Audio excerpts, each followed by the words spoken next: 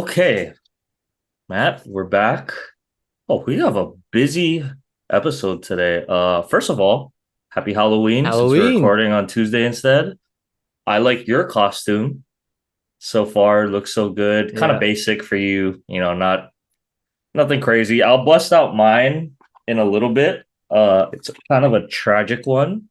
We'll see how it turns out, but might be touching up on it as we talk about this first part here. Oh, are you McCarthy? Yes. Yes. Oh, Basic. If I was like 40 pounds heavier, I got yeah. my Oh, play sheet okay. here. I Okay. got my headset. Mm.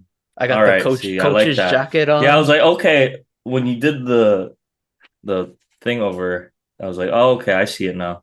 I like it. 42 scat right on one. Okay. But yeah, happy Halloween. We have a lot to talk about since we have the trifecta going again. Best time for American sports fans. So we should just get right into it. Um, Rams, Cowboys. I thought it was gonna be, but it's always like scary. One of those trap games for the Cowboys, like one of the games they should win. But this was the complete opposite of that. I think they completely dominated them. I have Cup and Puka in a fantasy league, and they did absolutely Ouch. nothing against that Cowboys defense. So no timer this week. We're trying out a new recording system this week. Episode might be a little bit longer, but maybe that just means for more content. So Matt, take it away as usual. Start us off. How are you feeling about your Cowboys? I'm pretty excited because not to look ahead, but the Rams was kind of that trap game that you mentioned. And then there's the big one that just kind of lurks in waiting. It's Philly week this week, so they had to get through this quote unquote trap game and they answered the call. I mean, it's you're coming off a bye week, you get to get healthy, supposedly, except Tyron Smith, because that guy's always hurt. But your team's healthy for the most part. You get to incorporate new things in your offense, your defensive scheme, kind of clean things up. And out of the bye, you want to see those things kind of take its course. And that was kind of my big takeaway. Uh, Offensively, I thought, there's still some things that need to work on, but the main thing is Mr. Prescott plays well. If he plays well, the sky is the limit for this team. And Dak, numbers wise, probably had his best game of the year. I mean, there really wasn't anything he did bad in this game. The one interception on his line, well, you could say, yeah, he threw it into a tight window, but the ball was deflected by a defensive lineman and then deflected again by, I think it was it might be Ferguson. Don't get me wrong on that one, but it was deflected twice. So it's not like it was a bad read. Like I saw the window that Dak was trying to throw it to. Barring a tip, I think it would have got there. So I'm not gonna rip him on that. Those kind of plays, it happens. I'm glad it happened in a game where it was a 33-3 at the time. So there really wasn't anything to stress there. But Dak was making quick reads. And the thing that I like about last game was they got number 88 going. And it's like even with the Rams, right? You got Cooper Cup, you got this number one alpha guy, Justin Jefferson is another example. Tyreek Hill, your guy. If you have a number one wide receiver, wouldn't you want to try to get him a lot of targets? Because the more times you target him, more often than not, good things will happen. So for CD Lamb to have 12 catches, be on that same page with that's key. And I saw Mike McCarthy, Brian Schottenheimer coming off of the bye. They kind of moved CD Lamb around, right? Getting him into different looks, getting him in the mismatch with the slot corner, who honestly on the Rams, I don't even know who their corners are outside of Jalen Ramsey, who they traded away to your team. But CD Lamb, they schemed him open. And the guy that I was happy that they got in the offseason, Mr. Brandon Cooks, it was kind of a welcome sight because he scored a touchdown in this game, but it was the way that he scored the touchdown. It was the double move, right? Stutter go. That's the kind of things we want to see with Brandon Cooks because this guy, he's a quality number two receiver. You can win with that. And his speed is a difference maker for us this year. We didn't have that guy in I don't know when. We haven't had a guy like that in a while. And for the first 6 games, where was the downfield shots? Everything was underneath, underneath, underneath. Yeah, that can happen sometimes, but come on. You brought Brandon Cooks here to go deep. That's what he's been doing his entire career, and he's been successful at it. So I want to see more of that. It's a good start. So the offense was good. The bad, maybe Tony Pollard was a little off, you could say, this game. I don't know. Maybe I'm overreacting, but the ability to be the lead back, it kind of takes a toll on you. And you got to give Zeke credit.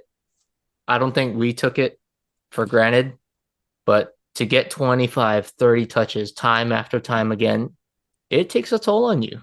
And it it's kind of limiting. I feel like Pollard is kind of like not going all out on every run. You know what I mean? Like he's just kind of like trying to save his juice to survive the game. Where it's like before, he's gonna get 10 to 15 touches and he can just go all out. And if he's winded, well, Zeke, go in, go grind it out for a couple plays, and I'll come back in and hit the home run.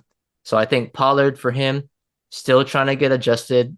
I'm a little worried, but you know what? It's Tony Pollard. I'm not going to overreact, but I do want to see a little bit of the big play runs that we've been accustomed to seeing from Mr. Pollard. And, Dallas going over to the other sides of the ball, when they win big, they always play well on all 3 sides of the ball. The offense was clicking.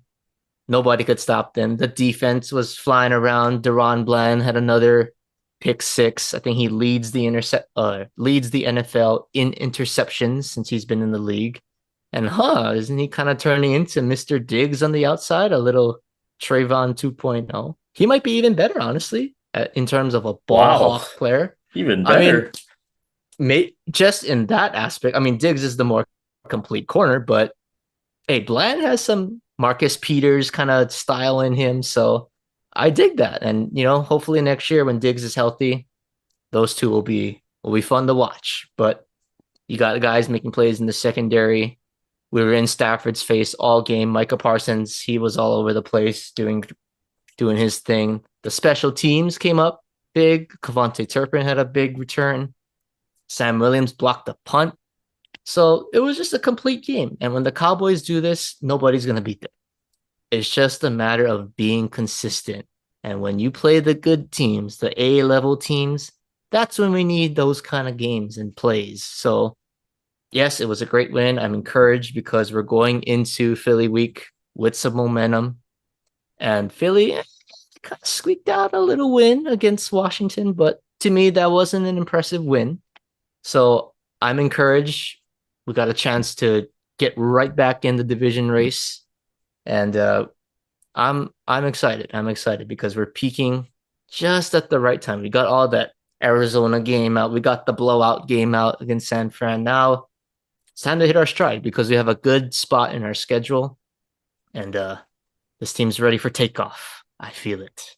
So I got Mike McCarthy costume on. I'm giving him some good luck this week because he's good. He's gonna need it. He's gonna need it. Philly's always a tough one. We don't like each other, so let's get it. Let's get it. Let's take down those Eagles.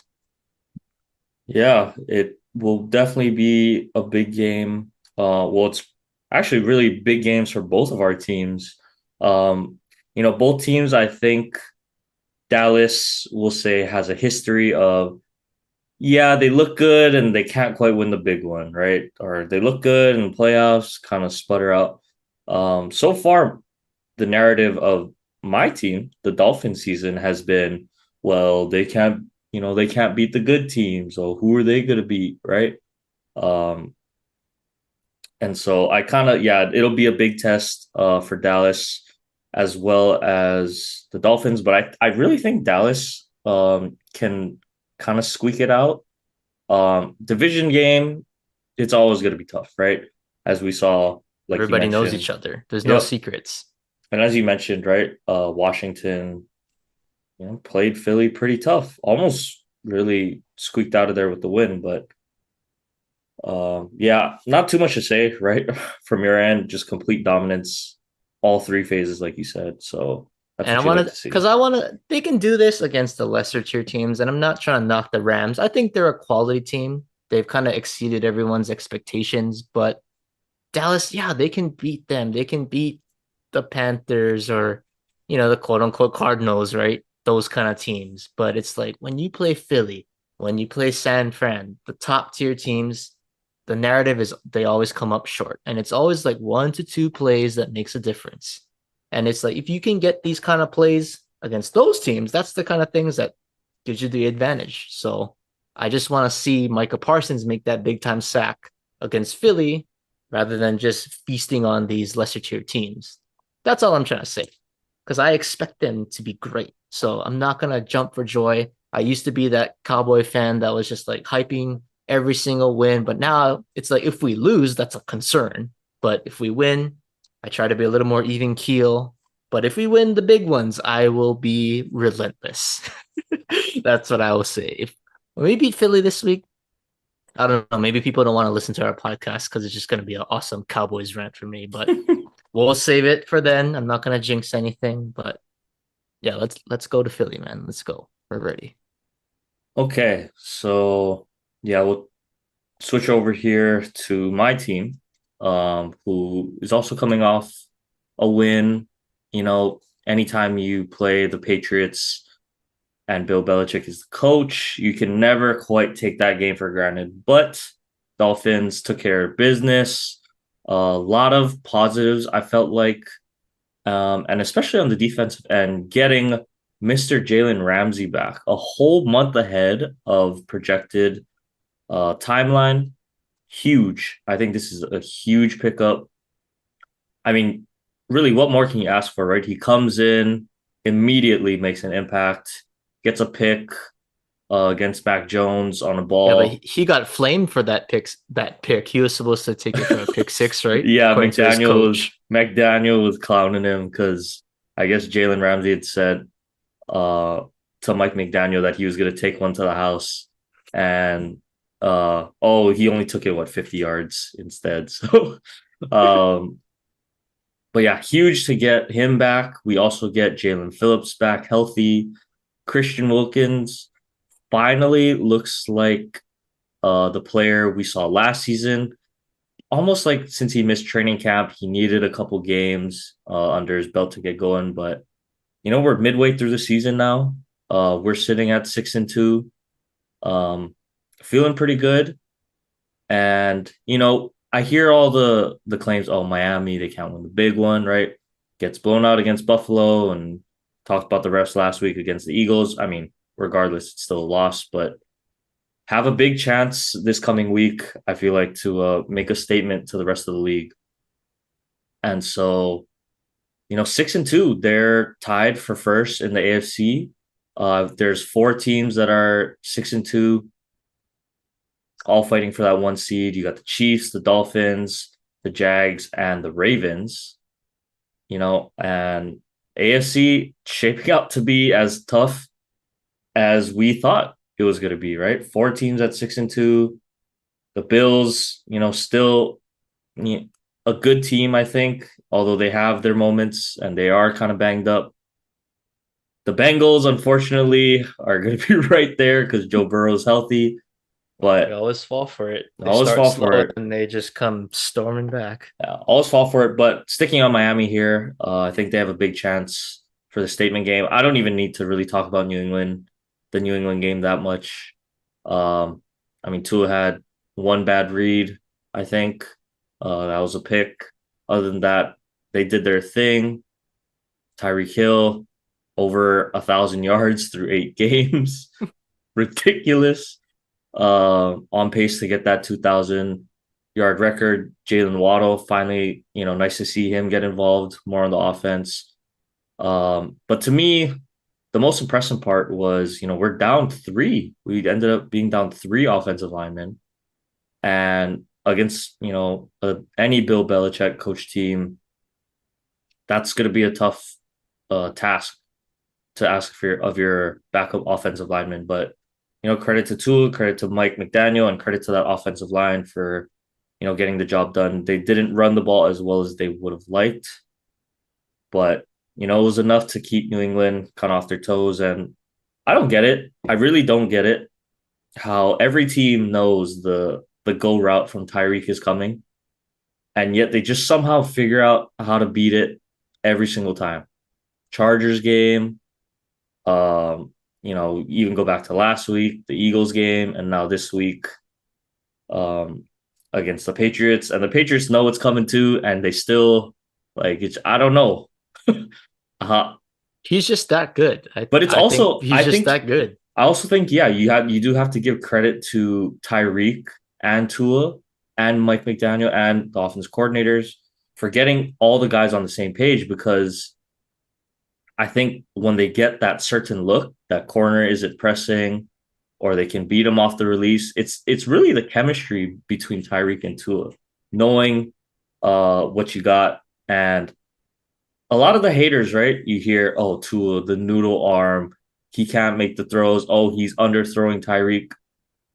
I mean, you saw what one offseason together to get that timing down, and now you're seeing Tua hit him in stride, almost every single time on those go routes. It's perfect hitting him right in stride.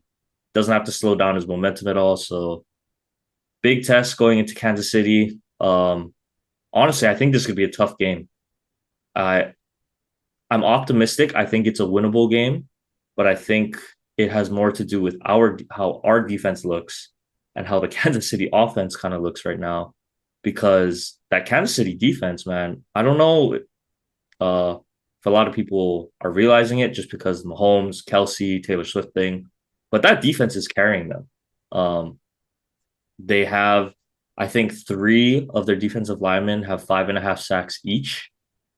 Their secondary is young, playing a lot better, keeping that offense in the game. And so I'm kind of worried just because I don't know how healthy we're going to be on the offensive line. I think that's going to spell trouble, honestly. I do think it's a winnable game because, the quick pass game to Tyreek, to Jalen, that makes up for the shaky offensive line. But I am worried. I don't know if we're going to be able to run the ball. They have a good linebacker. Um, Bolton got hurt, right? Isn't Nick Bolton I out? don't know if he was coming back anytime soon or if he's still on IR. But yeah, I know he was out. But if he does come back, that's tough. Tough guy to game plan for. But it's really going to be, you know, can Miami finally get over the hump? And I think if they can win this game in Germany, so luckily not in Arrowhead, um, it's going to be huge because we'll be 7-2, first place in the AFC East going into the bye, only getting healthier. So I'm not too worried because even if they lose, you're 6-3, still feeling pretty good about yourself going into the bye, but you just put yourself in such a good position, right? If you're Miami, lock up that one seed, you'll get the tiebreaker over Kansas City, and you're going into the bye only getting guys back after this. Chan is coming back. Armstead is coming back. Xavier Howard will be coming back. So we're really only getting better as the season goes on. So I'm excited. I'm debating if I want to watch the game because it's going to be on at 3 a.m. I don't know. I don't know. That's Is it 3 a.m. or 4? Was it 4? It's 3 or 4 because it's 9 a.m. Eastern time. So it's 3 or 4. I don't know. I don't remember daylight savings, but Oh, I yeah, think it's 4 because daylight saving is this Sunday, right? Yeah, is it? daylight saving is this Sunday. I have Okay, my so account. maybe it'll be 4 o'clock. You So can I, sleep in an extra but hour. see, maybe should I have just stayed up or am I sleeping? I don't know. But yeah, maybe I'll watch the game. Um, it'll be an interesting one, and looking forward to it. It'll be it'll be a good one. Hopefully, Miami can finally get over the hump there. But moving on, it was also a big day because trade deadline was today in the NFL. And before we get into the actual trades that happened, Matt, really quick, just wanted to get your take on the Cowboys. Disappointed that they weren't buyers. How are you feeling?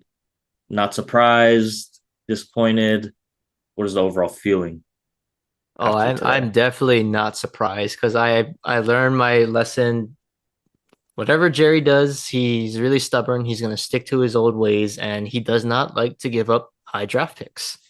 And there is no history of Dallas making that, that splashy trade that's just going to, flip the script, you could say, for the season. So I wasn't really expecting, something big, right? There was the rumors, oh, maybe Derrick Henry, he might come over. Oh, maybe Pat Surtain might come. Jalen Johnson was rumored. None of those guys.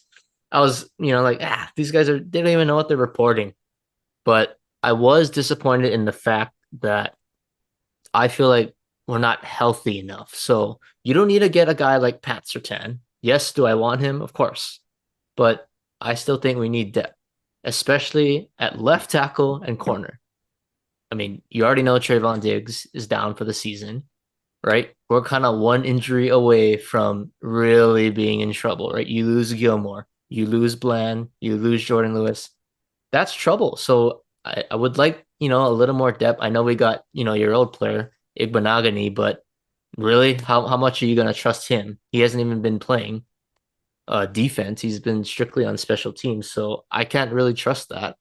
And you should know, Jerry, Tyron Smith, yes, he's great when he's on the field, but he's never on the field. And we have our backup left tackle who just got hurt, so he's going to miss time. So are you really going to bank on Tyron Smith being healthy the rest of the season? I'm not. Like, we don't need Trent Williams out there. We just need a depth piece, a quality, just guy who's just going to step in for a game or two and just hold the fort down. That's all he's got to do. But that's what I would have wanted. But it kind of stung a little bit more just because every other NFC contender did make a trade to some degree, right? The Eagles got Kevin Byard, they get Julio Jones. The Seahawks, they get Leonard Williams. I think that's a great trade. The 49ers, they get Chase Young. You texted me about this What? morning. I was like, By the what way, the heck was that? what the heck? And The then, rich get richer. yeah, so I mean, like that's and then the Lions underrated move, but they get another weapon offensively with Donovan Peoples Jones, I believe. So Solid wide you receiver couldn't too. get you couldn't get a lower tier, you can give up a day three pick for a depth piece. That's all I'm saying because of our injury history right now. So that's my mood. I'm not gonna, oh, we should have did something or not. This team is still good enough to go all the way. Let me put it that way. So it is what it is, but I'm not surprised with Jerry's mojo. And I'll just say, as a Dolphins fan, the only thing I would have really liked to have seen was getting some offensive line help. Right. I mean, everybody needs I mean offensive line help. everybody, but that's the thing. That's really right. The thing is, everyone needs offensive line help at this point of the season. I think was it Zach Wilson or the Jets this weekend? He was taking snaps from uh the center was on the practice squad earlier this week. So I mean, everyone is just getting thin on the offensive line.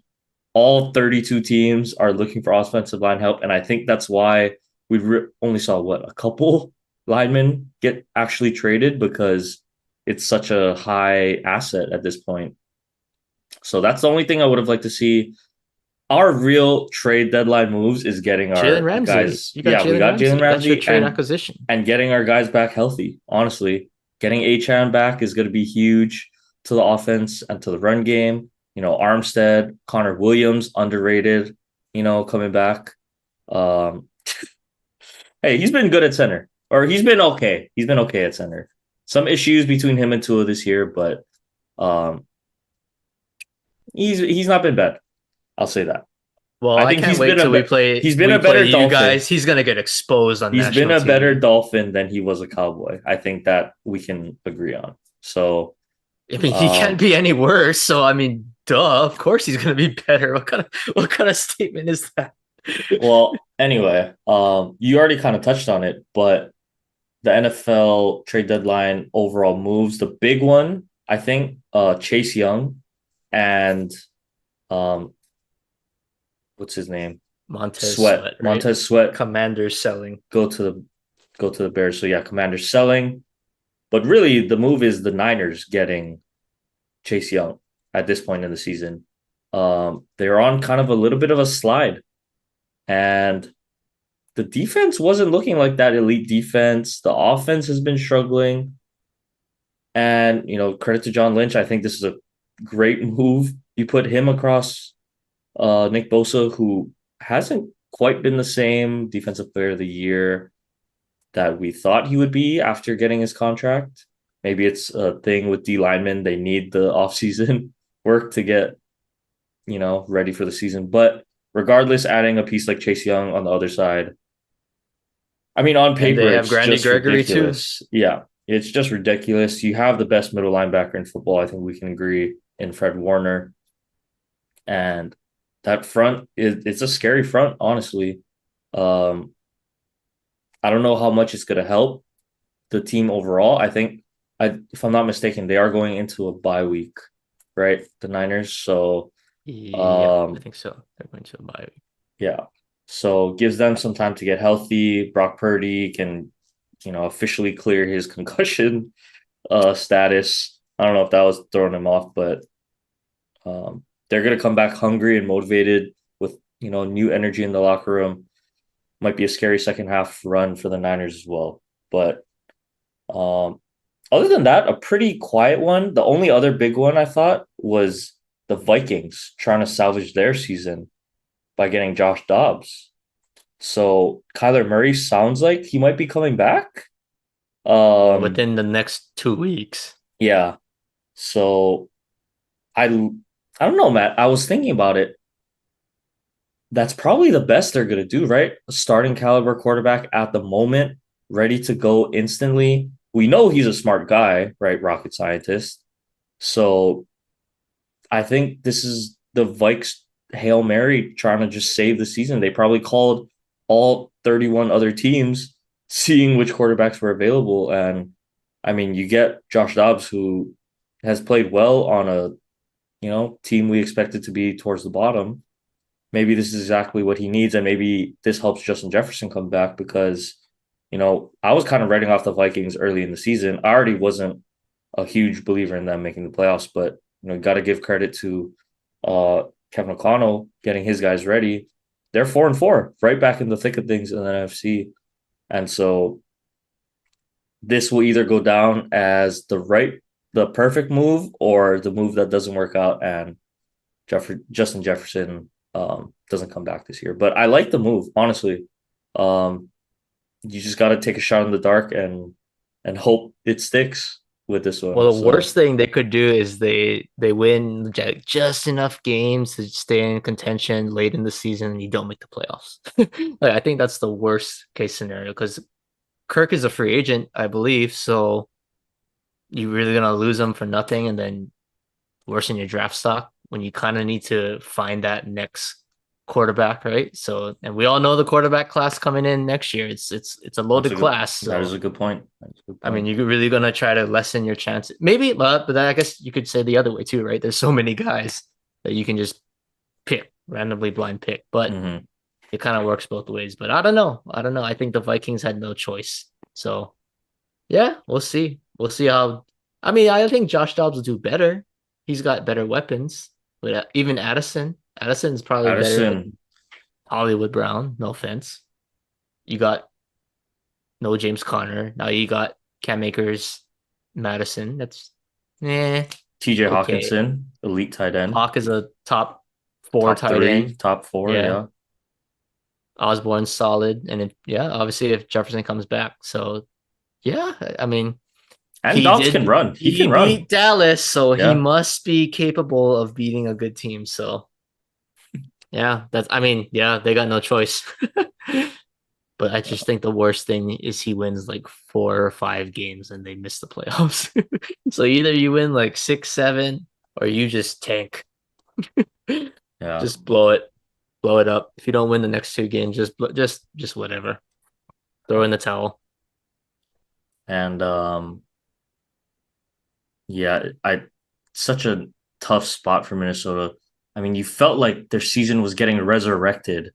Really, like they started playing so much better. They beat the Niners, all the momentum. And then I just feel for Kirk, honestly. He's an older quarterback. Uh, Terry Achilles, middle of the season, right? Who knows what the timetable is like? I wouldn't go off Aaron Rodgers' timetable because that guy is like not human. But to Terry Achilles like that, I just I feel so bad. Well, the You good know, thing about Kirk is it's not like he's a running quarter. He's not Lamar Jackson or that's a guy true. like that, right? So he's for the most part, a pocket quarterback. So I don't think it should hurt him too much in terms of, his ability to play and stuff. But yeah, obviously the recovery is the most important thing at this point. Yeah. So yeah, prayers out to Kirk. Hopefully, hoping for a speedy recovery on that front. Um, just a huge day for news in the NFL. We're still going. Josh McDaniels out. I mean, not surprising after what we witnessed on Monday Night Football yesterday. Devontae Adams one catch. Come on. I mean, He just could have had two touchdowns. could have had two touchdowns. You can blame Jimmy G. He missed the Oh throws, man. but really in the I was kind of flipping back and forth between Monday night and the World Series game, but just watching the Raiders offense, like if they can't run the ball, it's like they just run slants or they just run, go routes or let option routes with Devontae. And for whatever reason, Jimmy G can't get him the ball. I don't know. It's just so puzzling to me, the whole McDaniel situation, because we're being completely honest here, he never had a receiver like Devontae Adams in New England, right? I mean, Edelman was great, but he had Tom thrown to Chris Hogan, Danny Amendola, right? Obviously, Gronk was a beast, but you know, guys like that. And credit to Josh McDaniels because Bill didn't touch the offense. We know that. So it was Josh McDaniels. He would come up with trick plays, right? Julian Edelman throwing touchdowns, Amendola throwing you know, but just when you watch the Raiders now, it's so stagnant, so predictable. Just run up the middle, run, counter, outside zone. Like, what am I watching? Where's the creativity? You have playmakers, so doesn't help what Hey, Jimmy G that's has. just the Brady effect, man. Maybe it is He's just a just Brady that effect. You're good. right. Um, but personally, not surprised at that firing because I feel for Raiders fans. I really do. I don't know how you can bear to stick with that. Um, Because they have the nicest stadium. But yeah, I disagree, but one of the nicer stadiums. but you know, not surprising. I wasn't surprised. GM and the head coach now officially out in Vegas. We'll see what they decide to do because they didn't trade Devontae. So if you're good at tank, right? Fire sale. Why is Renfro still on the team? He was a valuable asset. He's not even getting snaps, right? Um, to me, if you're gonna tank, you gotta just blow it up. I don't know why you keep Devontae if you're not gonna try to be competitive, unless you think this new coach is gonna turn it around for you mid-season. Maybe that is the case, but it just seems like to me, It's not you know, happening. they're gonna go for it in the tough AFC. So I don't think I've ever seen a mid-season coach come in and just change life like that. And maybe the Raiders did have that one situation when they made the yeah, after playoffs like a Gruden, couple, right? What was the guy's name? He uh, went to the his special there was I know he was a yeah, special after teams Gruden. I forget his name. like Italian ish name. I Yeah. forget. Yeah. Yeah, I But know that who you're was the talking about. but I don't know, maybe that's what they're banking on, but that's outside of that, I've never seen anything. So, well, like, what are you doing? And to be honest, Derek Carr versus Jimmy G, Derek Carr was kind of the heart and soul of that team. But it's like, do these guys really buy into Jimmy G, or was that Josh McDaniels saying, because I think that's all Josh McDaniel bringing Jimmy G to Vegas. So I don't think the guys are too. I mean, look at Devontae. Devontae is throwing tantrums on the sideline because he can't Mhm. get the ball. And when have you ever seen Devonte Adams Never. Well, he be a did have Aaron diva? Rodgers his whole life, so Yeah, but I mean, he's one of the like I always consider Devonte similar to like Julio Jones, right? Never see him. Um, when you talk about the elite receivers, personalities, you could say, Diggs very expressive, Odell very expressive. Like, you know, you can see the frustration on those guys, but Devonte Adams never really won to. You never see him get too high or too low on the sidelines, but I think that's a testament to how frustrated he is in that system. But yeah, other than that, Matt, just real fast, I just wanted to do a couple of quick hitters before we get off the NFL. Brought up the Cincinnati, they're 4-3 now. They look good again. Joe Burrow, to me, the one play I saw when I was watching the game was the sack he escaped out of from like three Niners defenders, and I just said, "Uh oh," because that's Joe Shiesty, the and calf is healthy. the calf is healthy. He looks good. T. Higgins finally playing decent again. Jamar Chase has been solid, all season long. So watch out for the Bengals again. This time they looked shaky a little bit longer, threw us off even more, but sure enough, here they are, 4-3, right in the thick of it. I just want to get your quick take. Buffalo, Cincinnati. I think it's going to be the best primetime game of the season so far. Uh, which one who are you leaning towards in this one?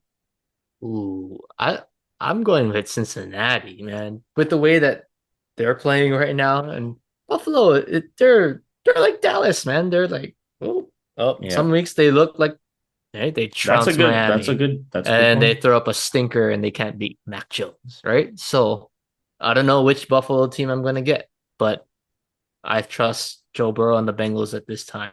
And I'm a huge guy of running the football and playing defense, so I don't know. The Bills, is it James Cook? Is it Latavius Murray?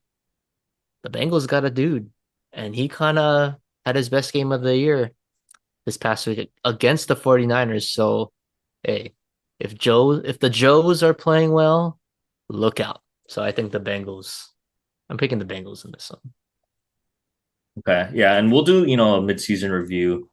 I'm also leaning Bengals, by the way, just because how they're playing right now, and their defense is good. You don't talk about their defense enough. Um, but we'll do a kind of midseason review after week 9 because now it's 17 games, right? It's not really uh midway point. But the other game that I thought was so comical was the Jets and the Giants. Uh, all you needed to see, which is what I saw, was the last minute of the game. Like Oh yeah. just so hilariously bad how both those teams looked. Um, I gotta give you gotta give the Giants credit. That is how you tank.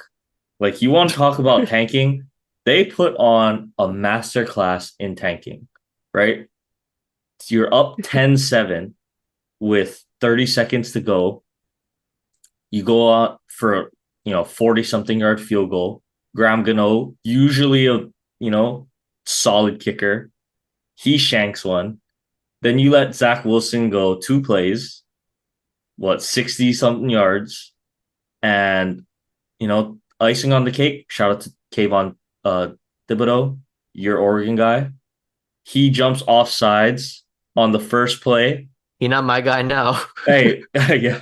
Well, He's on the enemy he now. jumps off sides on the first play, which ends up being a completion to Garrett Wilson. Also gives them a free timeout. They had no timeouts.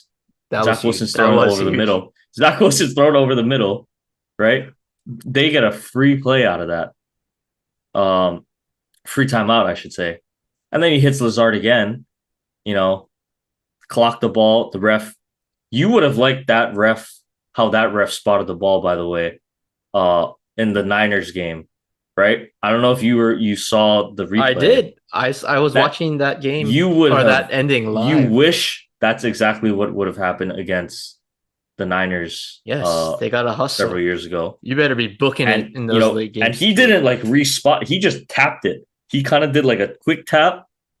And maybe that's something the league is teaching, like, hey, we can't let you guys spotting the ball take away that one extra second. So maybe that's credit to the league for noticing that. But I thought even when I saw it too, I'm like, what? I'm like, oh, they're not going to get it off because the ref is going to go just to pick it up and cut. No, here he comes running in, boop, little love tap on the ball. They get the spike off and win in overtime. But just hilariously bad how those two teams are. Um, so that was kind of my two quick hitters I wanted to get to this week. Um, but yeah, with that being said, Matt, I don't know if you had anything else for the NFL you wanted to bring up. No. No, I'm good. I'm just ready for next week against Philly. Yeah, it'll That's be a good all I'm one. looking forward to. Yeah. Both of our teams, so big games coming up. But let's get, we had our happy times talking about our NFL teams. Now, I guess we have to talk about the University of Hawaii Rainbow Warriors. I mean, I don't know, Matt. I watched some of the game. I don't know if you were watching. It was homecoming, I was right? at the game Okay, actually. because Anti-K was marching in it, right? So, so you were at the game, so you got to see. You had to suffer through the whole thing. I was at Uncle Gerald's. I was cruising. At least there was like food and drinks there, right? So I was. At least it was somewhat of a good time. But to me, Matt, uh, first of all, I gotta put on my costume for this. So let me Oh, just what give me a is second here. this? What is this? Okay, So well, I'll I give don't you know some how this. time. Yeah. I'll stall you a little bit, but man, watching this game in person, it was pretty sad. Just All the right. Here's crowd. my. And speaking of Oh, the crowd, this is kind of the view that we were all kind of experiencing.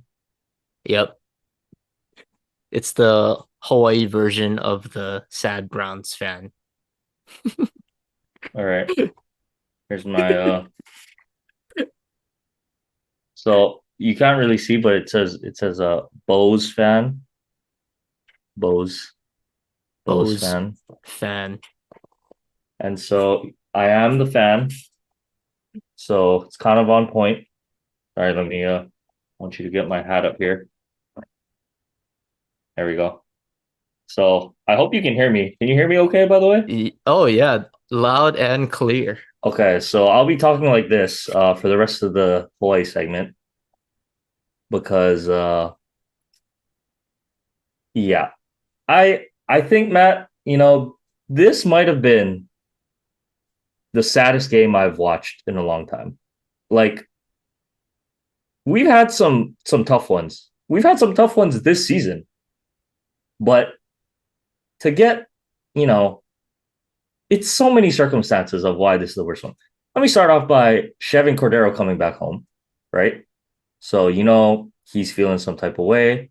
On top of that, like we just said, it's homecoming, right? So got a lot of alumni at the game. I think June Jones was in the house, right? Yep, he was Um, there. He left in the middle of the game though. right, I'm sure. But we had a lot of UH alums at the game, excited. Hey, San Jose State, we can win. You know, um, and then to go and put out that effort, 35-0, by the way, uh, to not score any points, to not score any points at home against San Jose State.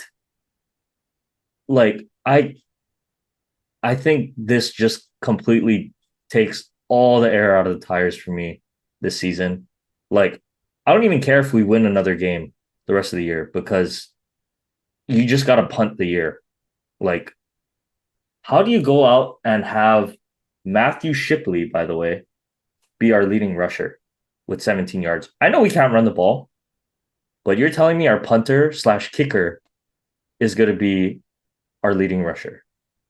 Braden Shager, 132 yards in the run and shoot.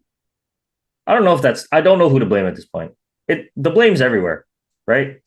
Got to be on Timmy, the coaches, the players. I don't know. Because how do you get shut out at home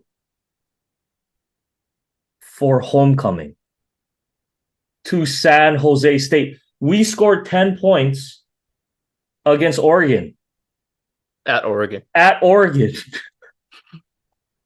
like, I don't, I, like, I was speechless, Matt. Like, during the game, I couldn't even stay. I had to leave.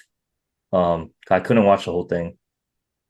Oh, But you left Uncle Joe's early? yeah, I left early. I had to.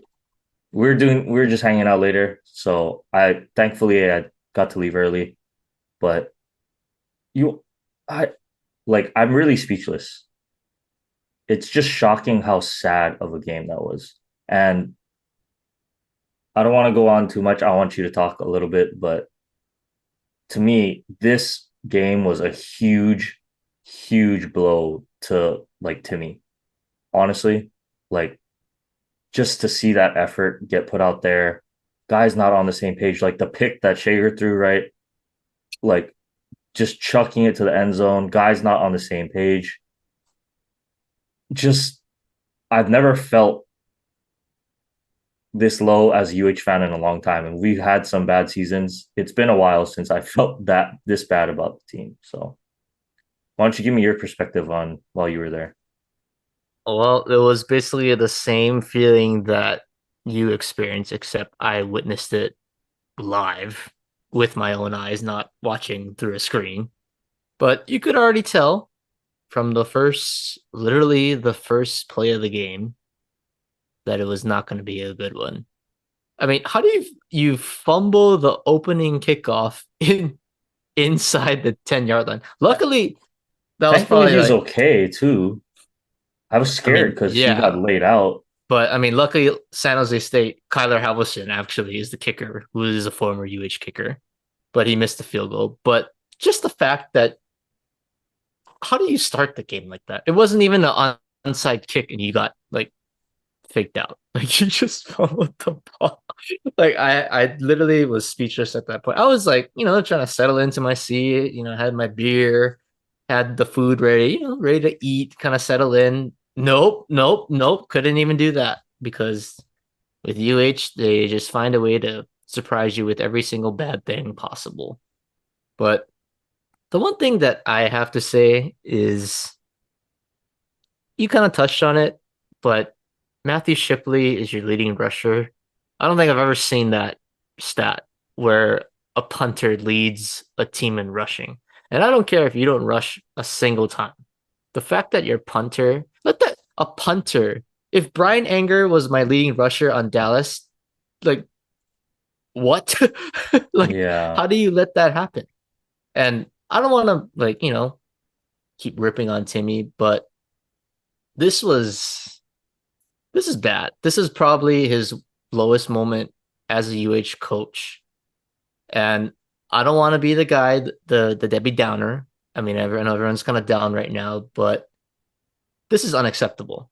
This is unacceptable. This isn't like no. I don't even think Norm Chow was like this bad in terms of a single game, right? We had bad seasons. We had that, the 1-12, yada yada yada. But to get shut out with the run and shoot offense. And maybe we're spoiled UH fans. We're used to the Colt Brennans, Timmy as a player, Moniz, right? Even McDonald to some degree, right? We see this offense move the ball, put up points, and game by game, it's gotten worse. It's gotten worse. The offensive line cannot block. Our receivers don't get separation. We don't, I still have been saying this over and over again. We don't run the ball. So as a defensive lineman, I'm just licking my chops because I know Shager's going to drop back 50 times a game and I'm going to get about 3 sacks. Probably for each guy at this point because our offensive line is that bad. But you 130 yards and you're the run and shoot quarterback. That's a no-no. So I don't know. I don't want to be this guy, but if Timmy doesn't win a single game for the rest of the year, pull the plug. You got to pull the plug. Just the way it's gone so downhill, there it I don't know how you come back from this as a coach. Because think of it as a recruiting standpoint. Who is going to come want to play for you after you put up this performance? And every single game it's gotten worse. I'm not going to go to UH. I'd rather go to North Dakota State and play D2. Heck, I might win a national championship. Heck, there's some good guys that went into the NFL from that school. Trey Lance, Carson Wentz, right? So what is going to give UH that edge? And at this point, if we can't win a game the rest of the year, Timmy needs to go. I'm sorry. I know Hawaii fans want to cheer for him, but he needs to go. And as a fan of the team, not a fan of the coach, we need to see improvement. I'm not saying we need to go undefeated or we need to even win a bowl game at this point. We're not even talking that. But we need to see improvement from year one to year two. And if you regress, that's a major red flag to me. So I need to see it. I said it, but I don't know. At this point, I'm kind of done talking about UH for the rest of the season, unless they do something crazy good. I don't know. We can talk about this offline, but I'm so done with UH. We talk about the same thing almost every week. And to sum it Yeah. up, is what your custom is right now. So Yeah. And I'll just take it a step even further, Matt. I know. Oh, my head that sums fell up the UH season. off. I'll take it a step further. You know, um, Nevada, before 2 weeks ago, they're on a 2 game win streak, right? Before that, they were regarded as the worst team in the nation of D1. Every single FBS school, they were regarded as the worst team. So, maybe they're getting hot now. They beat I think they beat New Mexico and San Diego State, who we both lost to, by the way. Yep. They shut out San Diego State too. 6-0. So this is Giants and Jets. This is like the Giants and Jets of the college scene. So if we lose this game, Matt, because we're not beating Air Force, I'm sorry, there's absolutely no chance. And with how we're playing, we're not beating Wyoming or Colorado State. So if we lose this game, this might be it for Timmy. Honestly, um, And I it's worse because sorry to interrupt, but this is his old team too. So it's like, come mhm, on. You gotta have some kind of edge for this game, right? So you kind of know the system, you know how they operate. And if you lose bad, because it's on the road, I don't expect them to win, but if you lose bad, I don't know what's gonna happen. yeah, and we'll talk about what changes we think need to be made after the season's over. Um, but honestly, I I think they have to stick with Timmy. I don't think they can afford to hire anyone else with how bad it is. Like honestly, so just gotta pray, for a miracle. Maybe we win out if we win the last 2 games, or we win 3 out of the 4, 2 out of the 4, 1 out of the 4. Like, don't go winless. Just we You need cannot go something. winless. We I'm need saying you one. cannot go winless. And That's just I unacceptable. think this week is our best chance because Nevada, I mean, they won 2 in a row, but I mean, they haven't beaten great teams either, although albeit Right. teams we lost to. But I still think we have a chance. This it's not over yet. I just want to see some fight and improvement. That's really all I want to see. And not Matthew Shipley be our leading rusher. Please. That was a great run. Probably honestly the best moment of the game for UH, but can't happen. So with that being said, I'm done. We're done talking about UH. It was a sad segment. And you know what? I'm just gonna leave this on because we gotta get to baseball and basketball still. So we'll take a quick break here. Everybody, stick around and yeah, we'll be back. Okay, so forgot to talk about Matt's other team. So we'll start with Oregon. But Matt, a little bit of a costume change here. So care to explain what's going on here? Yeah, since we're gonna talk about baseball, I had to change it up. So it's a second string jersey, but I was trying to stay on the theme of the Diamondbacks. So they have this City Connect jersey. So I thought I was like, oh, this is kind of similar to their uniform. So that was my inspiration behind the costume. There is no meaning with the Oregon segment, but it's Halloween. This is the best I got. I have no costumes. I don't think I can beat the sad UH fan costume. So I think I'm gonna hold this on is to the this best one. I got. I think I'm gonna Yeah, hold on to that one for a you little bit. I think that's a tough one to beat. Tough one to Unfortunately, beat. I might have to pull it out again. Um, but yeah, why don't you get into Oregon, how they looked this past week, and what do you think we should expect as kind of get into the home stretch of the season? Well, this game was circled on every Oregon fan's calendar. This was the game that you were like, okay, we get through this one. There's a really good path to the college football playoff. And they answered the bell big time. This was I think, the most complete game of the season. The offense came out firing. Bo Nix was spectacular. The run game was good enough, but where I was encouraged was the defense.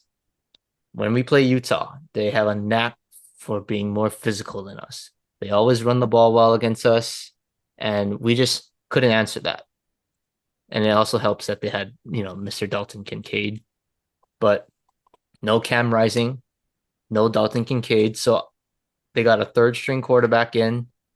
You're supposed to dominate. And they did more than dominate. Bryson Barnes was not the same quarterback that came out and beat USC in the Coliseum. You hold Utah to under 100 yards rushing as a team, under 3 yards a carry. That will work. You get key stops on fourth down. Uh, Tyree Jackson was getting a couple picks here and there. So it was just really an overall balanced performance, kind of like Dallas. All phases of the game were clicking. Well, except Kenman Lewis because he didn't really need to do anything. But offense and defense were clicking, and this was huge because they came out with the college football rankings today, the first edition, and the committee has them at 6, and that's a great spot to be in because you got Ohio State at 1, Michigan, or Ohio State, Georgia, Michigan, Florida State, and Washington in front of you. Ohio State, Michigan, somebody's going to get knocked out when they play each other. So I'm not worried about that one. Georgia, I don't know. No Brock Bowers. Maybe they slip up. But Florida State, they're walking on ice right now. I think they lose one game, they're done. But the key is Washington, I think. If you get to the championship and assume Washington is there and you beat Washington, how do you not get into the playoff? Let me ask you that. Yeah. Because the schedule is there. You have quality wins all over the board. You're going to beat supposedly Utah on the road. You avenge your loss against Washington. You beat Oregon State, who beat you last year. You beat USC, right? So there's a lot of good wins on the table. So I'm encouraged. The sixth spot is perfect for us. So really, it's simple. You win every game, you're going to the playoffs. So I'm ready. They got a, kind of lesser game at home against Cal coming up. They played USC tough, but you got to take care of business with that one and then get to USC in a couple weeks. So I'm excited. Bo Nix, hey, maybe don't sleep on him in the Heisman now because Caleb Williams is out. Michael Penix has struggled a little bit, which is encouraging. So, hey, you never know. We might have the double award winner with the Heisman and the Natty. But that's all I gotta say. The college football playoff rankings look pretty good to me after the first release this week. Yeah, it's interesting because, typically we see a little bit more one-loss teams at this point, but five undefeated teams left. and some really good one-loss teams still in the hunt, right? Talk about Oregon, Texas, I think is still good. Oklahoma, unfortunately, had a tough loss this weekend. Um, you know, typical Oklahoma defense showing up there at the end. But even some of the two-loss teams, LSU, Notre Dame, Oregon State. I mean, I don't think they have a shot at making the No, you don't get playoffs. in with two losses. As no matter how good they look down the stretch, but a lot of intriguing SEC teams, ACC teams as well. So it'll be interesting how the CFP is going to shake out because I think we're going to have a lot of drama this year, the last 2 or 3 weeks of the season. So um, keep an eye on that. But like you said, Oregon definitely in control of their own destiny. So um, why don't we go ahead and switch on over to the World Series? It's baseball time. So when we last left off, I believe we hadn't even started talking about. I don't think the games had started yet. We're now 4 games in, and whew, I mean, after today's game, Texas looks like they're primed to win it. But let's run through all the games so far. So, um, we didn't get a chance to talk about the Diamondbacks beating the Phillies. We were We wrong. were wrong. I think a lot of America was wrong on that one, but I have to give credit to the Diamondbacks because they were just the better team, point blank. They hit when it mattered, and similar to the Dodgers, the Phillies 1, 2, 3. I think in that last game or so, uh, 1 for 11. only Kyle Schwarber, and they had their chances too with guys on. Bryce Harper just missed a home run to left field. Trey Turner, who started off absolutely on fire in this postseason, kind of faded out there. And, Arizona, Ketel Marte stayed hot. And that bullpen did their job against that tough Phillies lineup. So, shocker there. But game one, we knew how good Texas was. Um, I thought after, they kind of jumped all over Zach Allen, write it off. Game one is over, but you got to give the Diamondback credit because, they're going to fight. And that is the scariest thing about this team. They don't give up. Like the Dodgers, right? When, they're down and out, you feel like it's already over, honestly. But you cannot count out the snakes. And credit to them, they came all the way back um, off Nate Eovaldi of all people, who's kind of been the He's clutch their pitcher. ace. Yeah, He's the their ace ace of the staff this year. and the clutch pitcher for them in the playoffs. So to go jump on Eovaldi after, the Rangers go up big, I was like, oh, here we go. They took the punch and they hit him right back. Uh, but then on the flip side, to give Texas credit, their studs show up. You know, bittersweet moment for me. Corey Your Seager, boy. my boy. I hope they do win it, but just a happy, sad moment. Bittersweet moment there. Happy for him because the 2-run home run in that moment, huge. Absolutely huge off their closer, Seawald. That's the Seawald first as runs he gave well. up this postseason. And absolutely crushed it.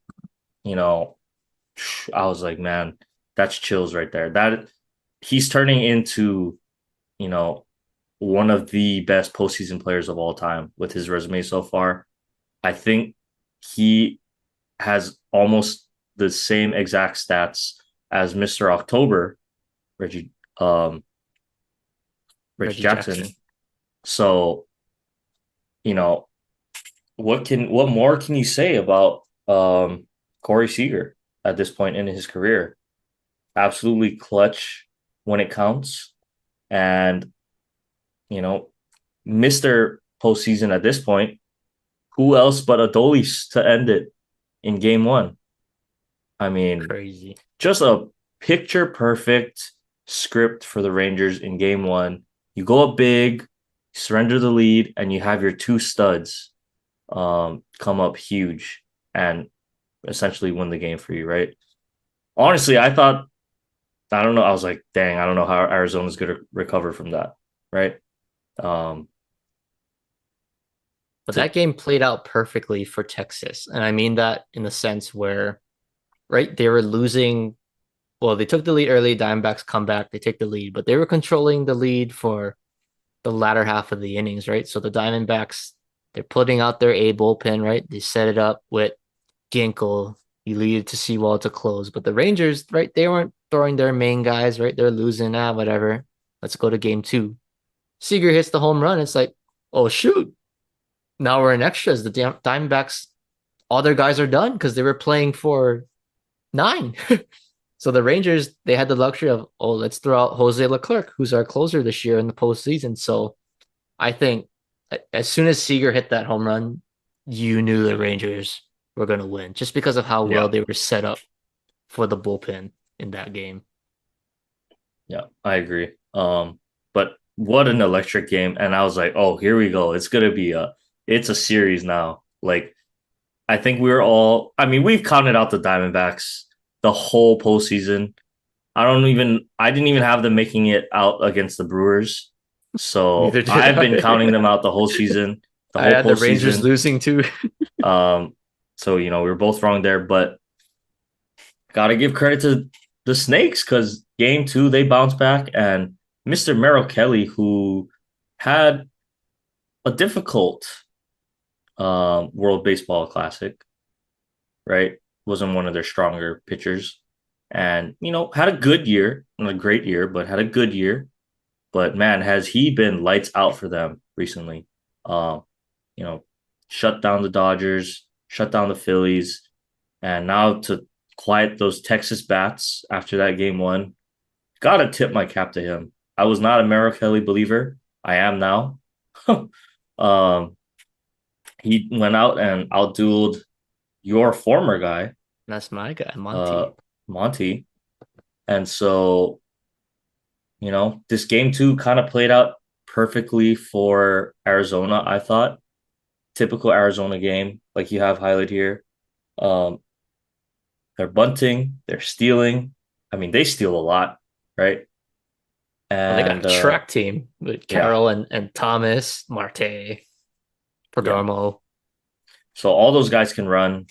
And Gabby Moreno, who is kind of turning into the star child, you know, as much hype as Corbin Carroll got, it's kind of been Moreno coming through in the big moments, right? He had the big hit.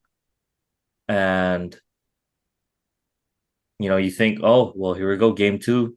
Um, the snakes have life. The snakes have life once again. Um, Didn't you feel like after game two, you were like, man, the Diamondbacks could have been up 2-0. They kind two of, nothing. Yeah, to the for the most part, they kind of dominated the first two games, really. So they blew a huge opportunity to go up 2-0, I think. yeah. And I mean, that was, the main takeaways I had from that game too. Just they executed their plan better, right? Um, Yeah. game three, this was a huge game. I mean, talk about series swinging game. It's 1-1, and then you got Max Scherzer out there. Um, and just a weird game. Weird game three. Hmm. Um, but that's baseball, right? You expect the unexpected at this point. You really do see something new every time you go out there. But I thought what Arizona has always done so well this season, play defense. You saw the Rangers defense on display there in game three, getting Max Scherzer out of trouble. I think Josh Young's play of the day Oh, pretty that was a much, crazy play. off Scherzer's back, and to get the out at first there, huge, huge play. Cannot be understated how big of a play that was in that moment because I believe there were runners on as well. Um, and Runner so, on second. So possibly, that's a runner on the board for Arizona taking off. Yep. And so um, I think the MVP though we can agree. Uh, John Gray comes in short notice for Scherzer, who he was doing okay, but he comes in and just took Shoved. shoved, took the everything the Diamondbacks had going from game one completely out of it. I mean, 3 innings, quicker. You're thrust into the situation faster. You don't get to do your full warm up, kind of that sped up warm up. But I gotta tip my cap to him because to come in that situation and go 3 innings, one hit, and just never felt like there was any threat from Arizona in those middle innings, right? And you know, credit to Texas, they just scored just enough. Corey Seager once again with another He was home the run. difference maker with the two Yeah, he run. really was a difference maker. Marcus Simeon finally got it going a little bit for him, but the two big takeaways from after this game, honestly, wasn't the fact that Texas won, but you almost feel like they lost because you lose Adolis Garcia and Max Scherzer, who both come out of the game, right? They both couldn't finish. So, we're going into today. I'll move on to today's game. And right before the game starts, you hear what? Adolis Garcia off the roster? It seemed like he was fine. The reports, he'll be okay. He'll be okay. Boom, bombshell drops. He's out. Not just out of this game. He's not playing the rest of the series now. Dunzos. Absolutely done. The best Scherzer too. player. Yep. But I mean, Adolis Garcia been the best player in the whole postseason by far, right? So to lose him, um, I mean, I guess he still had Corey Seager, but what a huge blow. They've said multiple times he was the engine of that team, right? Carried them through that Astros series. He gets the energy going, he gets the rest of the team going. It's like, oh man, what a blow that's gonna be. Oh, now you lose Scherzer, right? Who you went out and spent a lot of money and resources on. How is Texas gonna recover? I was like, oh man, it's like the perfect storm. Here we go. Gonna be 2-2. Arizona has a chance. And then the game starts. And then, I mean, you want to talk about That's literally the Texas an Rangers for ambush? You you. want to talk about Yeah. an ambush, right? Uh, I mean, 2 innings back to back, 5 runs in each. Yeah, that'll put you out. That'll do the job, I think. And I think both of them were with 2 outs, if I'm not mistaken. All 10 runs scored with 2 outs. Like that gives me, and I talk about this before with Dodgers in that 2020 bubble in Texas. They scored they had the best offense with 2 runs and 2 strikes. And Texas doing the exact same thing, showing how much damage can be done with just, uh 2 outs in an inning and guys on base. And to me, it all started with the wild pitch, right? There were 2 outs. 2 outs. You know, you got to think you just make a couple pitches there, get out of that inning. Lo and behold, that wild pitch leads to okay, now it's a walk, and a couple guys get on, and then Marcus Simeon hits a little, not a weak shot, but hooks one in fair down the line. Oh man, all of a sudden it's 3-0. What just happened? The next guy up, Corey Seager, boom, home run again, hits an absolute bomb. It's 5-0. Wait, it was 0-0. We had 2 strikes on I believe it was Tavares. Tavares, the 9 hitter. Um well, he's the 8 hitter actually, Oh, the because hater. Jankowski. That's right. Yeah. So, he and it's like you blink and it's 5-0. What? We were just about to get out of the inning. It was 0-2. And you blink and it's 5-0. What? So, I mean, even at that, the next inning, you have a chance. Same thing to get out of the inning. And nope, Jankowski comes up with a huge hit. And then Simeon, he's heating up now. Maybe he was Adolis goes down. Hey, it's okay, guys. I'll step up. He hits a 3-run home run. I mean, 10-0 felt like it was over, right? I mean, this game is a wrap. Um, call it, but I gotta say, Matt, I think Arizona is gonna win the next game I was gonna say because that. Yeah. because of how they finished. They didn't give up, right? And I talk about this. I talk about, because the Dodgers playoff run in the bubble, right? When they got blown out by the Braves in that NLCS, uh, they were getting jumped all over, but they ended up losing the game. But they ended the game hitting. They scored runs and they hit the ball hard. And yeah, they lose that game, but what did they do the next game?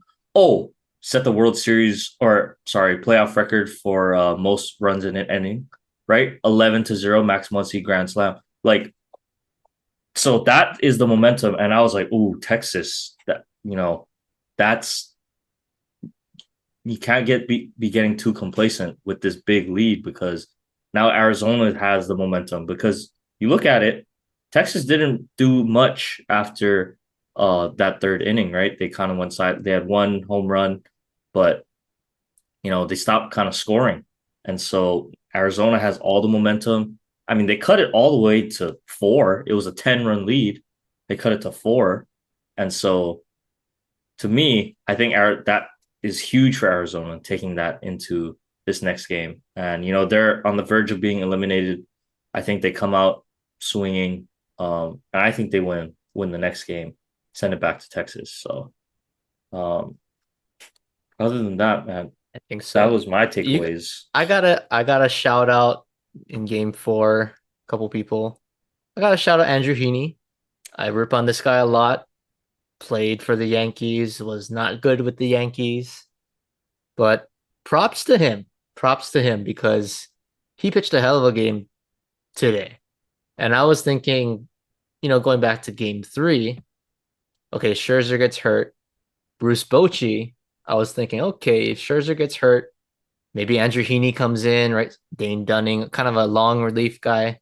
No, to his credit, he goes with John Gray, but he was the scheduled game four starter at the time. So it's like, okay, he kind of just said, F that. We're just going to go all in and try to win this game. And I don't know, in some degree, I like that. You go in all in, there's no tomorrow. You worry about that later.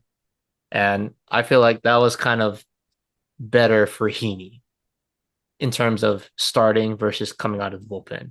Because I think we've seen now he stinks. He stinks out of the bullpen. He's been pitching in garbage time. He's been getting lit up. So I think it's a little different when a guy, okay, you're starting, right? You get to go through a full warm up routine. You're not just gonna rush in 5 minutes, try to get loose, and then I gotta go on the mound after throwing eight warm up pitches in the bullpen and then eight on the mound. So props to Andrew Heaney. I guess that was the best fit for him. So credit Bruce Bochy on that one. But hey, for him to go 5 innings, give you a quality start, that's good. I mean, it also helped that you were up 10-0, right? Everybody can pitch with a 10-0 lead, but you still got to answer the bell. And I think he did a great job, at least getting them into that late stretch. So the bullpen could close it out. I mean, it was pretty shaky at the end, but hey, I gotta tip my hat to him. He did good. He did good. I wish he did that with my team, but it is what it is. But shout out Andrew Heaney for a good game four performance. And I think, like I said, the Diamondbacks do win the next I game, think they but win too. I will say, after watching some of these games, one thing I would like to see improvement on is the umpires. I mean, the ball to strikes, we have obviously the luxury of seeing the box, seeing the strike zone, I should say. But man, a couple big time calls, right? You go back to game four, right? Um, Gabby Moreno looks like he draws a walk, but gets called a strike, soft ground ball. And on the flip side, to even get to that 3-1 count, a ball should have been a strike. So it's like you just want to see a little bit better calls there from Blue. So because you really you don't want it to come down to that, right? You want the players to determine the game. You don't want the umpire determining the game in those situations. So I will just say that is something I have noticed. Um, thought that was kind of interesting, but to me, uh, for Texas to come out and play like this, losing your best player, like that is such a huge testament to I think this team and to Bruce Bochy. Obviously, have to respect him. Didn't like him for a long time, but gotta give him his flowers All because he does he is win. all he does is win. And Jankowski came up big for them in spot he was thrust into. So I mean, he just has his team rolling. I think Texas still will close it out, but I think they do it in Texas. Yeah. I think so. I think the D-backs win game 5, and I think Texas wins game 6. If it goes to 7, Diamondbacks are winning. Book it. Okay. So they gotta close it. They gotta close it out in game 5 or 6 if because you got Monty or you got Evaldi and Monty. You gotta win one of those two games to me. Yeah. Because now you don't have Scherzer, so you no offense, but you're gonna pitch Andrew Heaney in game 7. You're gonna pitch John Gray in game 7. I don't I know. mean, you At this might throw point, John Gray with how he's looking. I mean, yeah, you would probably go with Gray, but you would think, okay, Merrill Kelly will go game 6 if it goes that far. And if it goes to 7, Brandon Pfaadt has looked pretty good, I would say, coming Yeah. on as the postseason has gone. So, I kind of like his stuff going into game 7, especially if it's not up against Monty or Evaldi. So, yeah, Texas, you got to close it out with your two big guns going in game 5 and game 6. Yeah. I agree. Okay, well, we'll definitely have an update on that next week. Um, but let's round out with our last big topic. So the NBA season officially underway. And we got exciting games. We got exciting teams, a lot of teams, young rookies, new squads being put together. We're going to see a lot more of the star players playing due to the new um, load management rules, right? So, a couple quick ones to get into. So, Lakers Nuggets opening night. And more or less, what do I get? Same old Lakers of last season and same old AD coming That up. was so frustrating. Like, I don't know how many years we've been saying this. How good AD would be if he Was it just 5 years? played 4 years? aggressive, you know, for the whole game that he's in there. Like, call for the ball, get to your spots, get points. Zero was it 0 points, Matt, in the second half? 0 Yeah. points in the second half. So, No free throw attempts, too. by the way, Nikola Jokic, clear cut to me, best player in the league.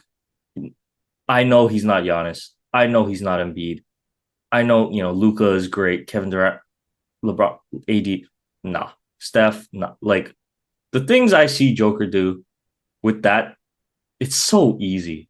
Like it's so easy. Doesn't even look like he was training all offseason either. Here he Yeah, comes. he was Oh, just watching little horses. oh, little jump hook here. Oh, little step back, fade away off my right leg here.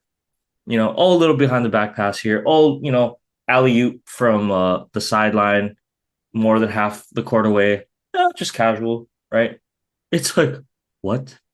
It really is like he's just in a zone different from everyone else right now. Um, so if AD doesn't show up we're not beating the Nuggets. You're not beating the Nuggets if your star players don't show up. That's point Right. blank. Period. For any sport. Any Right. sport. But the thing that's Um, so frustrating about AD, it's like, okay, yeah, you're going to win against Jokic. He's going to score. Like, you're not going to stop Jokic. But Jokic he's not you could say, Embiid on defense. He's right. not like an all Giannis. defensive. Yeah. Right.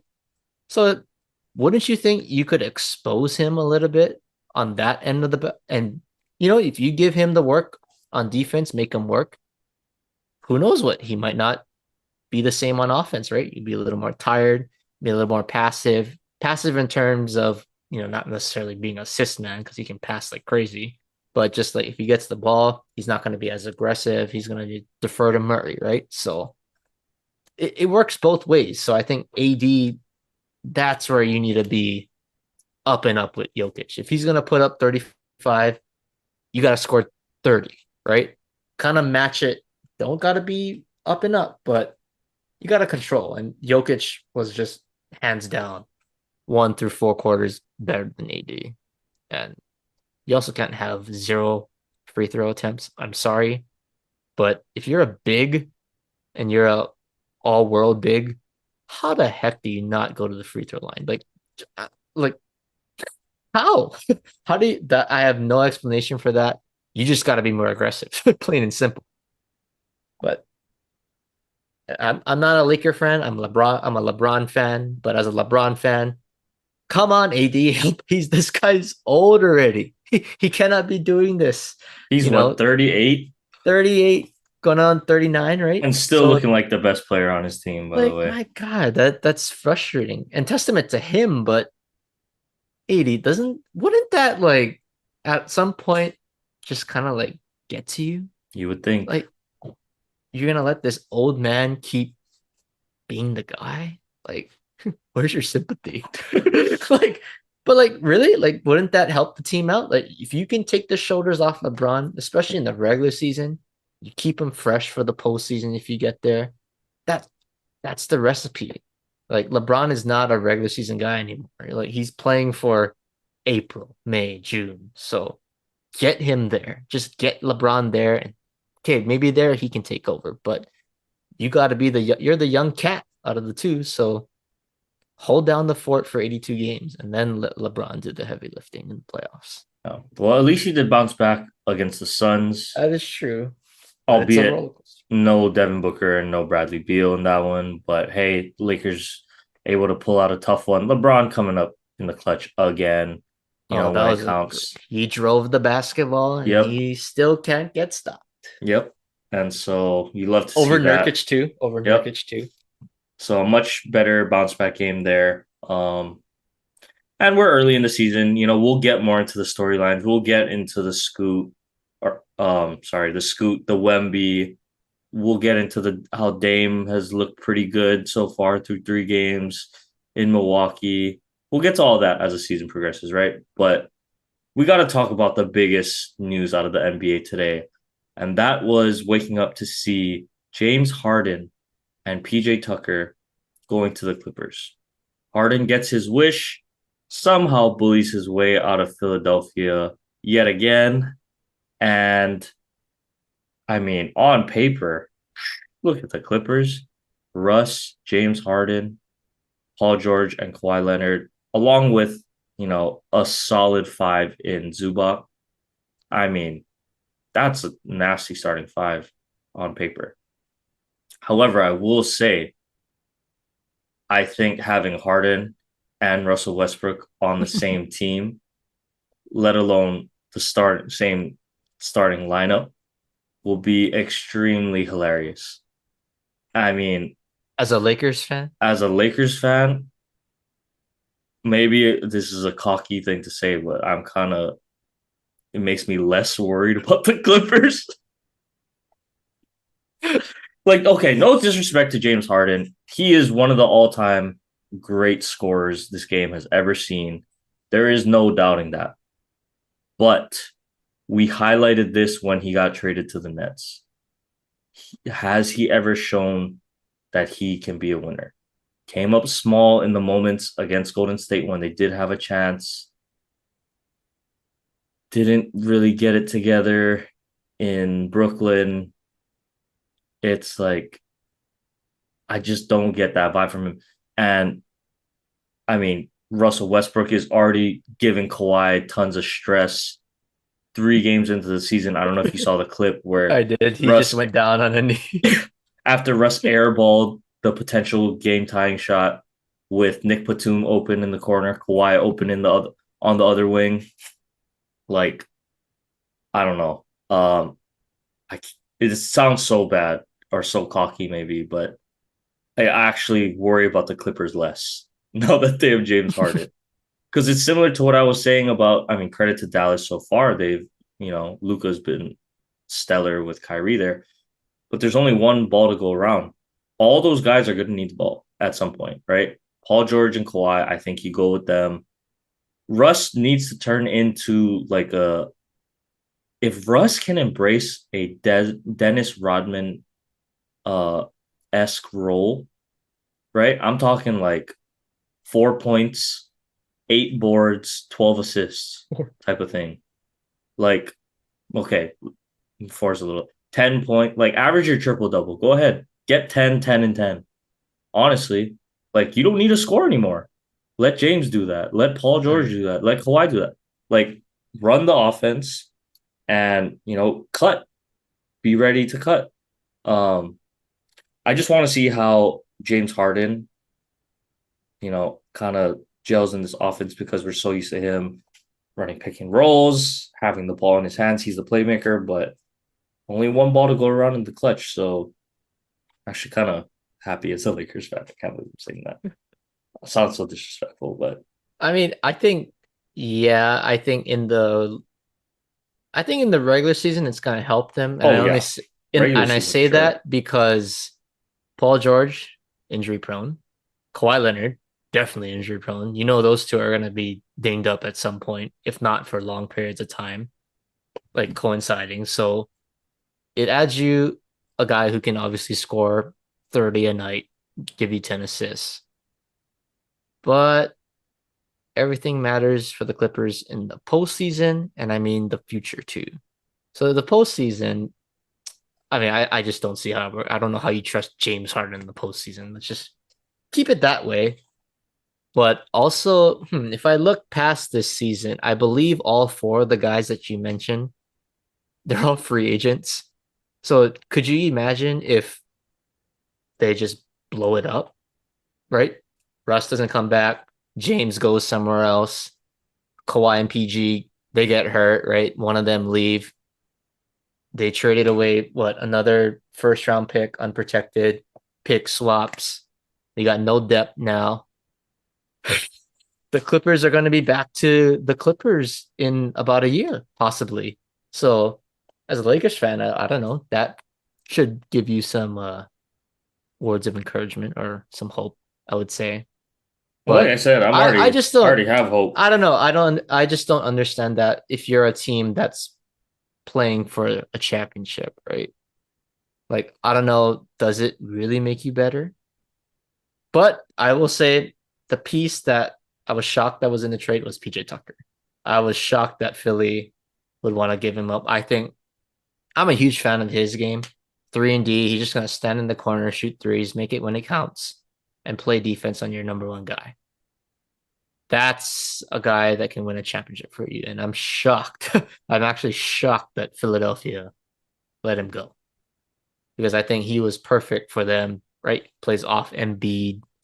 He can guard 1 through 5 since he's played 5 with the Rockets before. So that's the part that kind of makes the trade a little juicy. But I don't know. I don't see it working in the playoffs against a guy LeBron, Jokic, right? Even Steph. I don't see it working against them. So I wouldn't be too worried yet. But hey, we'll see. We'll see how it goes. It's early, but we'll see. Um, but yeah, and then I guess we can brush on Wemby really quick. I think he's gonna be a great player if he stays Oh healthy. yeah, he's I mean, crazy. the sky is literally the limit. He can You could touch the already see sky. the skill set already. I mean, he The can shoot handle, the handles, right? the finishing, the shooting, the defense is only gonna get better as he plays, right? Like the instincts he has on defense are only gonna get better.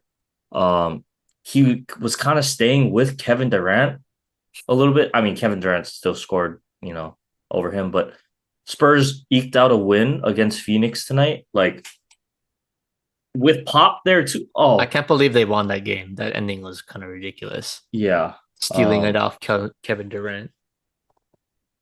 But I mean, what this Spurs team, man, they're young, they're hungry, they got talent. Like the West is so ridiculous. I wouldn't put absolutely Spurs in playoff contention okay, just but they're gonna win some games. They're definitely gonna win some games. I think they're gonna shock a couple teams. Maybe they'll be in that, you know, playing. 10 man, 10 team hunt, honestly. Um, I just think Everybody will be. Everybody will it's be except the Blazers, I think. yeah, well, it's just so ridiculous, but it'll be interesting looking towards the in-season tournament this year. I really want to see how that goes. First time we're doing this in NBA history, but it's been a long pod so far, Matt. Um, when we start to wind it down here a little bit with our usual items, do you have any foolish fools I do or not Staley this week. shenanigans this week? I don't think Brandon Staley was that crazy this week. He did win against the Bears, so I think everything was okay in Chargerland. So can't really call him out for anything on that. So yeah, nothing so far. It'll come. Don't worry. I know we've been slacking on the Staley shenanigans for a little bit, but just wait. As Stephen A says, just be patient. It'll come. It'll come, but not this week. Okay. All right, who do I want to touch on? So state of the 808. Unfortunately, Dylan Gabriel, they lose to Kansas, hurts their playoff and his Heisman hopeful chances. I think he's still in it. If they win out, they have a chance. I don't know who they're gonna have to play in the championship game. Texas. But it's looking like it's gonna be Texas. That winner has a chance to go to the playoff, and it's not over. Such a tough loss though to take against Kansas. I think that really hurt his Heisman odds a little bit there. Um, Other than that, I think Jelani Tavai had a pretty good week against the Dolphins. Racked up a lot of sacks. Plays a lot for them, honestly. Um, Other guys I wanted to get to. Yosivis, I believe is his name. We talked about him a couple weeks ago. The Bengals. He played great. Well, I should say he had one catch, but it was a touchdown. So hey, that's pretty good. Against the Niners, we'll take that. That's 7 points in fantasy right there. Um, True that. so not too bad. I thought across the league, everything was okay. Only sad one really for me is Talia suffered another loss this week. Like they just need one more win to go to the bowl game, but had another tough loss to Northwestern, and it's just like so close. Well, they Um, got time. They had like yeah, 4 weeks. they still have time to go dancing. I don't know how much of an NFL prospect he is going to be, but that would be maybe something to keep an eye on. But other than that, Matt, I'm good. I think we talked about a Yeah, lot. that was a long one. That was a long one. So yeah, why don't you take us home here, Matt, with our sports fact of the day? All right. Obviously, happy Halloween. So let's go to our sports fact of the day. And in 2003, the famous surfer, Bethany Hamilton, sure you guys probably Oh my saw God. this story before, but this is when she had her tragic Oh, accident. why are we talking about? But it's like Halloween, so I'm not trying to like I make fun of guess. her, but No, it's no, like, I know you're not making fun of her, but but that's the best sports that fact you got. yeah. Oh man. With all the sports that goes on during this time of year, you hey, okay. That Hey, this is your part of the but show. she's one of the biggest inspirations in surfing, Oh, you're right. And in right? she So inspired a lot of people around the world yeah, too. like her So movie, her book, right? She's not more known for that than actually surfing, which is a credit to her, right? So hey, that's my sports fact. It's kind of dark. Yes, it's Halloween. That's why I was trying to be in the okay, theme of okay, it. okay. But yeah, that I was my get it. sports fact. Yeah. That was my sports fact. Well, what was worse then? Was it like the Magic Johnson one with Hunter? Because that one got a lot of backlash, especially from Hunter. I mean, But Hey, now people know that, oh yeah, that's Magic Johnson Day. So, and look at him now, he's thriving. So Okay. it's a No sports comment. fact. No Doesn't mean comment. it has to This is be your a thing. good sports fact. You're right. You're right. It's just a day in history. Yeah. But long one today. It was fun. We had a lot to talk about, and hopefully we'll probably have one more long one next week with the three sports going on still. So, with that being said, hope everyone had a good Halloween weekend, good Halloween. Hope everyone was able to stay safe and, have a good week, everyone. As usual, stay safe this weekend, and we will see you guys next week.